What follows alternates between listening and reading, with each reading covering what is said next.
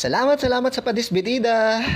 Nakakalungkot mang isipin pero wala tayong magagawa dahil bilang isang OFW, hindi habang buhay nandito tayo sa abroad. At dahil uwi na nga si Sir sa Pilipinas, kaya naman meron siyang pa-pizza, syempre meron ding papansit at pandesal. Kaya naman busog-lusog na naman ang aming mga sikmura. Oh yes! At sa tagal lang nga namin pagsasama dito sa trabaho, guys, ngayon lang namin napansin, ngayon ko lang napagtanto na kaming apat pala naka-duty ngayong araw na ito ay puro letter J ang aming mga pangalan. Siya nga pala si Sir Jason ang uuwi ng Pilipinas, si Sir Jeric, at syempre naman si Sir Joel.